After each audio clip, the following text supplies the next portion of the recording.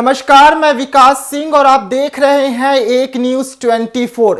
जंग जब अपनों के बीच में हो तो एक का बर्बाद होना तय रहता है। जी हां, अब आप सोच रहे होंगे कि हम ऐसा क्यों कह रहे हैं, तो हम आज ऐसा इसलिए कह रहे हैं क्योंकि स्वर्गीय रामविलास पासवान जी हां, वही रामविलास पासवान जी जिसने अपने खून पसीने से एक पार्टी बनाई थी, संकल्प लिया था कि एक होकर चलेंगे और बिहार को आगे बढ़ाएंगे, लेकिन उनके स्वर्गवास होते ही उनकी पार्टी में ऐसा विद्रोह का बिगुल फूका कि उनकी पार्टी टूट गई और दो खेमे में बट गई। जहां पर एक तरफ उनके छोटे भाई पशुपति पारस जी हैं तो वहीं पर दूसरे तरफ चिराग पासवान जी हैं। जी हां, दोनों की पार्टी अलग हो गई है और दोनों एक दूसरे के बीच में जंग ऐसी छिड़ी है वर्चस्व की लड़ाई को लेकर कि कौन आगे कौन पीछे। और इसी बीच में जिस तरीके से स्थापना दिवस पर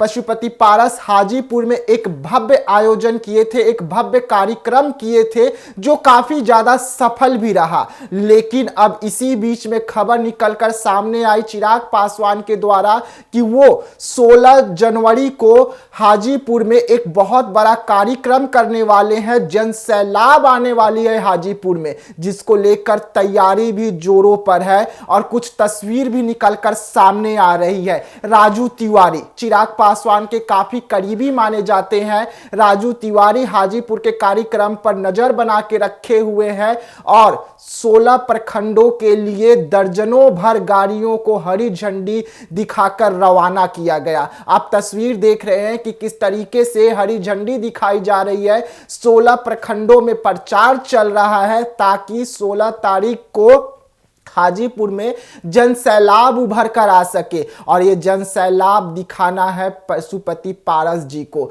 जी हां, वही पशुपति पारस जी जो हाजीपुर के सांसद हैं, उनको अपने ही भतीजे से चुनौती मिल रहा है। बार बार चिराग पासवान के द्वारा कहा जा रहा है कि हाजीपुर सीट को वो किसी भी कीमत पर नहीं छोड़ेंगे।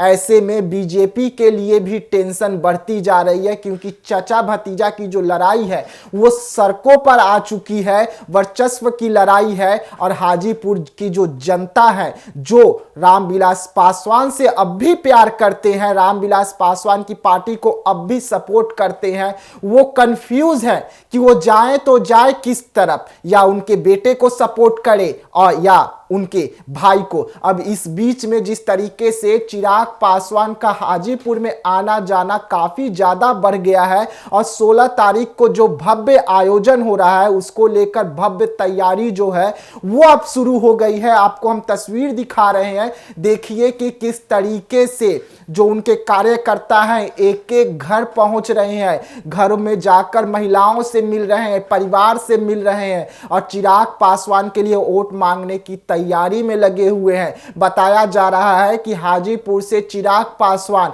या उनकी माताजी जो है वो चुनाव लड़ सकते हैं। ऐसे में पशुपति पारस जी का बयान निकलकर सामने आया था कुछ दिन पहले कि अगर वो वहां से अपनी माता को लड़ाएगा तो हम भी उनकी बहन को चुनाव लड़वा देंगे। लेकिन ये बहन भाई और माता के चक्कर में हाजीपुर की जनता का कौन सोचेगा?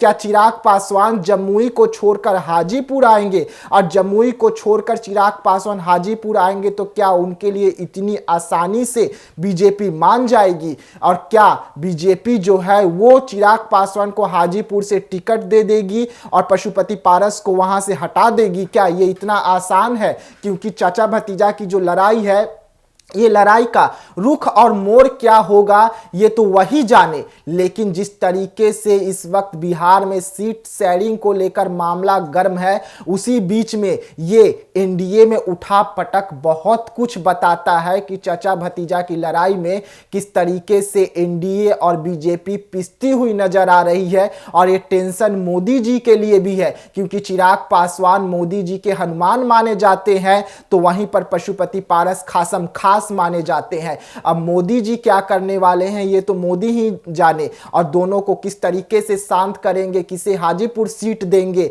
ये उनका फैसला होगा। लेकिन लगातार जिस तरीके से कार्यक्रम का दौर जारी है हाजीपुर में, ये हाजीपुर जनता के लिए टेंशन भरी है। और हाजीपुर की जनता किसे अपना मानेगी, किसे अपना चुनेगी, ये उनके लिए बहुत बड़ा फैसला है। क्योंकि एक तरफ रामविलास पासवान के भाई हैं तो दूसरे तरफ रामविलास पासवान के बेटे हैं। लेकिन कहते हैं कि आपसी जंग में एक का हारना निश्चित होता है। अब इसमें हारेगा कौन? क्या चाचा भतीजा को पटकनी देगा या भतीजा चाचा को पटकनी देगा? इस खबर के लिए बस इतना ही, और ऐसे और भी जानकारी के लिए बने रहिएगा एक न्यूज़ 24 के साथ। अगर आप हमें YouTube पर देख रहे हैं तो हमारे चैनल को सब्सक्राइब कीजिए। अगर Facebook पर देख रहे हैं तो लाइक कमेंट शेयर जरूर कीजिएगा। हमें दीजिए इजाजत। धन्यवाद।